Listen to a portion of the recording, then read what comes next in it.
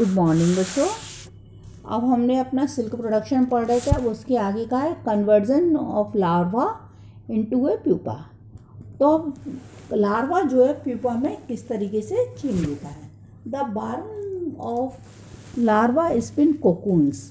तो वो जो लार्वा है वो क्या बनाता है, कोकून बनाता है। They construct a hammock and them sit on in the middle and create egg-shaped cocoons around themselves. This stage is called the resting stage for the moth. तो ये क्या करता है, कोकून अपने रेशम का धागा लिपट जाने से गोल संरचना बनाता है, अपने चारों ओर गोल बना लेता है। दिस स्टेज कॉल्ड को हम क्या कहते हैं, resting stage of moth. This stage is the best time of harvest the silk. ये हार्वेस्ट ऑफ द सिल्क के उत्पादन की अच्छी स्टेज होती है। To obtain silk the worm inside needs to be killed. अब इनको क्या मारने की जरूरत होती है। इफ़ द वॉर्म प्रोग्रेसेस, अगर कीड़े ज़्यादा बड़े हो जाते हैं, it will eat it's way out and will spoil the thread. और ये बड़े हो गए तो ये उसको खा जाएंगे और धागे को बेकार कर देंगे। कंप्लीट कोकून्स आर बॉइल्ड और heated to kill the silk worms inside. इससे कंप्लीट रूप में ही कोकून को बॉयल कर दिया जाता है या उनको हीट कर दिया जाता है, इससे वो मर जाती हैं। Obtain silk from cocoon before making silk thread. Silk का धागा बनाने से पहले cocoons are stored and checked for any defects. Cocoon को चेक किया जाता है। जब ये अपने मतलब ये उनको चेक किया जाता है, इनमें कोई डिफेक्ट तो नहीं है। Then they are boiled to kill the worm inside. फिर इनको inside ही बॉयल कर दिया जाता है। They are also subjected to baking of 200 degree Fahrenheit and by pursing with needle. तो इनको गर्म धागे इसको रेशम को उपयोगी बनाने के लिए इस प्रक्रिया को हम निडल से भी करते हैं, उनको बेकिंग भी करते हैं। Pupa are soaked in a hot water bath to remove the gumming material. Pupa उस समय क्या करता है, एक गमिंग मटेरियल मतलब चिपचिपा सा कोई पदार्थ देगा, which let the thread join together, जो इस धागे को अंदर से जोड़ देता है। Hot water treatment loosens the thread. Hot water का जो ट्रीटमेंट मिलता है उससे वो धागा ढीला पड़ जाता है। अब जैसे ये कोकून है, इसके चारों ओर जो रेशम का धागा लिपट जाता है, जैसे गोल संरचना हो जाती है। कोकून चारों ओर अपने एक धागा सा बना लेता है, उसको अपने चारों ओर उसके अंदर छुपा रहता है, तो इसको हम कोकून कहते हैं। कोकून धीरे धीरे प्यूपा में बदल जाता है और प्यूपा सिल्क वॉर्म बनकर अपना जीवन चक्र पूरा कर लेता है। बट लेकिन ये उसको पूरा नहीं होने देते, क्योंकि उससे पहले ये उसको बॉयल कर दिया जाता है या भाप में रख दिया जाता है। इससे रेशम के रेशे प्राप्त होते हैं। Reeling. After boiling the end of the thread on the cocoon is found and attach to a spool. It is then unbound on to a bobbin. The cocoon spun by the silkworm is made up of single thread ranging between 600 meter and 1500 meter long. Unwinding silk from cocoon and combining to make raw silk is called reeling. अब ये railing क्या है, जो हमको रेशे प्राप्त होते हैं, तो इस रेशम के रूप में जो उपयोगी धागा बनाने की प्रक्रिया होती है, उसको रील बनाने की जो प्रक्रिया होती है, उसको हम रीलिंग कहते हैं। तो इसमें जो हमको सिंगल थ्रेड मिलता है वो 600 मीटर से लेके 1500 मीटर लॉन्ग तक हो सकता है। बिना वो बंधा हुआ धागा वो रॉ सिल्क के लिए फिर दोबारा रीलिंग हो जाती है, baling. Reeled silk is packed into small bundles. जो हमने जब रील उसकी बना ली, रीलिंग कर ली, उसको फिर हम स्मॉल बंडल्स में बना देते हैं और पुट इनटू बेल्स विच वेग इज, और उनको उस तरीके से बनाते हैं। उनका वेग होता है, वजन होता है 2 किलो से 4.5 kg तक। The silk obtain is dyed used for embroidery और is weaved to produce fabric. फिर इस सिल्क को डाइड किया जाता है, कोई एम्ब्रॉयडरी करो या इसकी फिर बुनाई होती है। Silk can be woven is both handloom and power looms. Silk handlooms और पावर लूम्स दोनों में ही इसकी बुनाई होती है। इसके बाद इनका बुनकरों द्वारा धागों से ही, इन धागों के द्वारा ही, जैसे हमको ये धागे के रूप में प्राप्त होता है, इन धागों से ही कपड़े बनाए जाते हैं। Identifying silk, burning is the best way to identify silk. Silk को हमें पता करने के लिए इसको जलाना ही, मतलब कि अच्छी है कि नहीं, इसका बेस्ट वे है burning. On burning silk will leave a powdery ash, जलने पर अच्छी जो सिल्क होती है वो पाउडरी ऐश राख देती है। And will extinguish on its own when the flame is removed, और ये बुझाने से तुरंत बुझ जाती है। When the flame is removed, जब इसकी वो फ्लेम रिमूव्ड हो जाती है तो ये बुझ जाती है। It also once with a disagreeable smell, लेकिन इसके जलने पर एक गंदी सी स्मेल आती है। To make investigation and deduce, to distinguish an animal fibre from a synthetic fibre and a plant fibre. Test for strength, हमको क्या करना है इसमें, एनिमल फाइबर और सिंथेटिक फाइबर और प्लांट फाइबर में हमको देखना है क्या है अंतर होता है।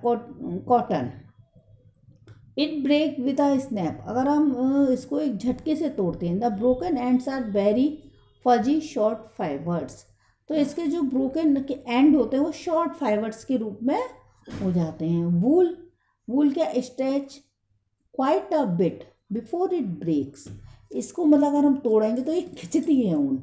द एंड्स आर वेवी, इसके जो एंड होते हैं वो बुने हुए से वेवी से होते हैं। सिल्क स्ट्रेचेस बिफोर ब्रेकिंग, तोड़ने से पहले खिंचती है। And then break with a snap, और फिर झटके से टूट जाती है। The broken ends are quite fine, और इसके एंड फाइन होते हैं। और अगर हम नायलॉन को करेंगे तो really strong and difficult to break, तो नायलॉन क्या है, डिफ़िकल्ट होती है तोड़ने में, स्ट्रॉन्ग है और वो तोड़ने में भी डिफ़िकल्ट होती है। अब कंक्लूजन, इसका निष्कर्ष क्या निकलता है। Nylon which is a synthetic fibre is the strongest, nylon कैसी सिंथेटिक फाइबर है और स्ट्रॉन्ग है। Cotton a plant fibre is the weakest and break easily, cotton कैसी है, प्लांट फाइबर है जो कि वीक है और ब्रेक इजीली है। तो प्लांट फाइबर हो गया हमारा, सिंथेटिक फाइबर का। Silk and wool are animal fibre, ये दोनों क्या है, एनिमल फाइबर है। Are stronger than cotton, cotton से तो स्ट्रॉन्ग है, but weaker than synthetic fibre, but synthetic fibre से वीक है। अब ये हो गया इनको हमने तोड़ने का टेस्ट करके देख लिया। अब बर्न टेस्ट करके देखते हैं कि अगर हमको जलाते हैं तो बर्न टेस्ट पे क्या, अगर मतलब ये सारे फाइबर्स इनका क्या रिजल्ट निकलेगा। Cotton does not shrink away from the flame, once well even quickly, still once even after you have taken it away the flame. The smell is like a burning paper. The ash is fluffy and grey. तो do not shrink away, ये तुरंत तो आग पकड़ती नहीं, लेकिन जब आग लगी वंस वेल इवन क्विकली, तो ये जल्दी जलता है। स्टिल जब तक जलता रहता है जब तक इसको तुम आग पे से मतलब आग को बुझाओगे नहीं। द स्मेल कैसी होती है, पेपर जलता है, जैसे पेपर जलने की तरह इसकी स्मेल होती है। द ऐश इज फ्लफी, इसकी ऐश जो राख निकलती है वो फ्लफी एंड ग्रे होती है। Wool curls away from the flame, flame से दूर रहती है, मतलब कल्स बन जाते हैं। स्लो टू स्टार्ट बर्निंग, ये धीरे धीरे जलना शुरू होती है। The wool melts and a bit and short of sizzles, तो ये धीरे धीरे जलना शुरू होती है। It almost stop burning immediately, ये जल्दी ही जलना बंद कर देती है। When the flame is withdrawn, the smell reasonable burning feathers, इसकी स्मेल आती है तो कोई पंख कोई जल रहा हो या जलते हुए बालों की सी स्मेल आती है। इसकी ऐश मतलब ये कुछ डेले से इसकी ऐश राख होती है, कुछ इस तरीके की होती है। Silk pure silk curls away from the flame, burns slowly and stoops burning with the withdrawn from the flame. There is some melting and the fiber glows and smolders. The ash from a brittle black crushable dead. तो pure silk क्या होती है, ये भी जल्दी जलती है। When we turn from the flame, जब ये आग के संपर्क में आती है तो ये जलना शुरू कर देती है, और जब आग से हटा दो तो रुक जाए। ये where is the some melting, there is a some melting and fibre glows.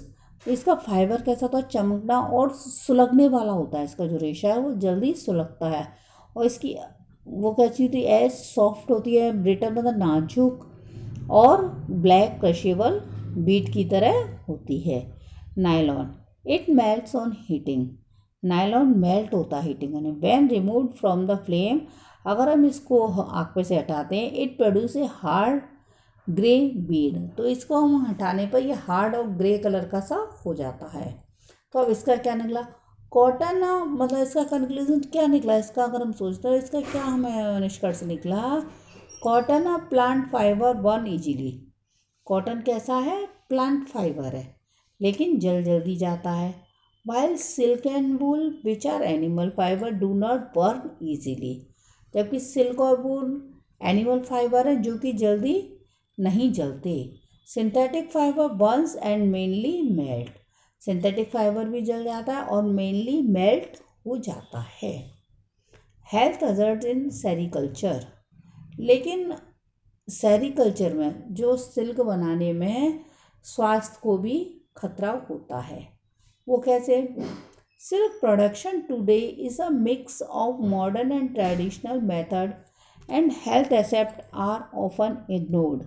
Some of the serious ones are, silk production में आजकल मॉडर्न सिल्क और ट्रेडिशनल मेथड दोनों को मिला के होता है, तो इस हम हेल्थ के पहलू को ही अलग मतलब ध्यान नहीं देते कि हमारी हेल्थ पहले है कि क्या है। तो इससे सीरियस मतलब some of the serious ones are, जैसे स्वास्थ्य को जो खतरा हो सकता है वो सीरियस आर ये हैं। The handling of dead worms with bare hands contributes to infection and illness. Workers generally need to dip their bare hands into hot water and judge by touch whether the fine threads of silk have loosened enough to be bound. This causes blisters and open wounds injuries which leads to secondary infection. जब ये जो गर्म पानी में हाथ देते हैं तो हैंडलिंग वाले जो करते हैं, जो वहाँ वर्कर काम करते हैं, तो हाथों में बिना कुछ पहने ही उन हाथों को ऐसे ही पानी में डाल देते हैं। तो वर्कर मतलब अपने हाथों को डाल देते हैं गर्म पानी में और उसको बार बार टच करके देखते हैं कि धागा लूज़ है कि कैसा। उससे गर्म पानी में हाथ डालने से छाले भी पड़ जाते हैं, इन्फेक्शन हो जाते हैं, और फिर वैसे ही हाथों को डालते हैं, इन्फेक्शन और इलनेस का, बीमारी का वैसे भी खतरा रहता है, क्योंकि उसमें वो कोकून्स होते हैं तो गंदगी के कारण बीमारी का खतरा रहता है। सेकंड क्या होता है, starting almost continuously for about 12 to 16 hours a day focusing और reeling the fine silk thread seeds to help disorders such as backache, spine problem and problem related to vision.